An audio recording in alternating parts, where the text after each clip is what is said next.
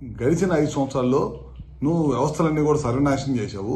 ఒక మాజీ ముఖ్యమంత్రి 3-4 సార్లు ఈ రాష్ట్రానికి ముఖ్యమంత్రి చేసిన అతను చంద్రబాబు నాయుడు గారి ఇంటికి మీ ఎమ్మెల్యేలను పంపించి గేట్లకు తాళ్లు కట్టిన రోజులు నీకు గుర్తురాలేదా? అన్నీ కూడా ఈ వ్యవస్థని భారతదేశంలో ఈ ఆంధ్ర రాష్ట్రంలో ఉన్న వ్యవస్థలన్నింటినీ కూడా సర్వనాశనం చేసి వదిలిపెట్టేశావు.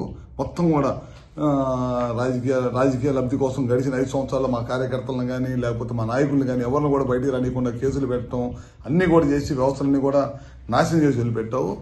ఈ భారతదేశంలో ఈ స్వతంత్రం వచ్చిన తర్వాత ఏ రాష్ట్ర ముఖ్యమంత్రి పరిపాలించలేనంత అధ్వానంగా గడిచిన 5 సంవత్సరాలు నీ పరిపాలన ఉంది. అందుకే ప్రజలు కూడా నీకు 11 సీట్లకు పరిమితం చేశారు. ఇప్పటికైనా నువ్వు ఒకసారి ఇంట్లో కూర్చొని ఆత్మ పరిశీలన చేసుకో.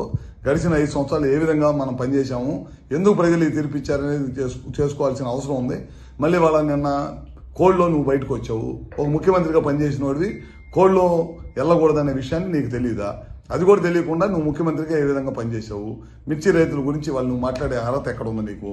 ఆ రోజు నువ్వే కదా ఎంఎస్పీ రేటు 7,000 రూపాయలు అని చెప్పి ఇచ్చింది. మా టైంలో బ్రహ్మాండంగా ఇవాళ ముఖ్యమంత్రిగా ఢిల్లీ లెటర్ రాయటం కానీ ఇంకా మంచి రేటు రావాలని చెప్పి ఇవాళ ముఖ్యమంత్రి గారు లెటర్ రాస్తున్నారు. ఆ రోజు తుఫాను వచ్చిన రోజు నువ్వు ఏ విధంగా రైతులను పరిశీలించావు? పరామర్శకు వచ్చి నీకు గ్రీన్ కార్పెట్ వేసుకొని గ్రీన్ కార్పెట్ మీద బెంచ్ కట్టుకొని బెంచ్ మీద నుంచొని రైతులను పరామర్శించిన ముఖ్యమంత్రి ఎవరన్నా ఉన్నాడు ఈ దేశంలో అంటే నువ్వే. ఆ రోజు అపోజిషన్ లీడర్గా ఉండి రైతుల తరఫున పోరాడిన వ్యక్తి ఎవరన్నా ఉన్నాయంటే అది మా చంద్రబాబు నాయుడు గారు.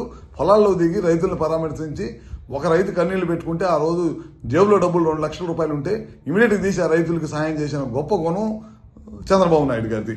ఇవాళ నువ్వు అన్నీ కూడా మోసపూర్వమైన పనులు చేయటం, నాకు సెక్యూరిటీ అబద్ధపు హామీలు, అబద్ధపు మాటలు, పొద్దున్న లేచిన దగ్గర నుంచి ప్రభుత్వ పనితీరు మీద బురదేయటం తప్పక నువ్వు చేసింది ఏమన్నా ఉందని చెప్పి మరొకసారి తెలియజేసుకుంటూ ఇంకా నువ్వు ఆత్మ పరిశీలన చేసుకోవాలి. నువ్వు సంవత్సరం అయిన తర్వాత కూడా నువ్వు ఇంకా నీ బుద్ధి మారలేదు. ఇంకా నువ్వు పాత బుద్ధిలోనే ఉండవు, ఇంకా పాత టైప్లోనే ఉండవు. అబద్ధపు మాటలు చెప్పి ప్రజల్ని తప్పుదోవ పట్టించాలనే మార్గంలో ఉన్నావు. ఖచ్చితంగా మేము ఏదైతే చెప్పాము ఎలక్షన్ ముందు ఇచ్చిన హామీలన్నీ కూడా నెరవేరుస్తాం.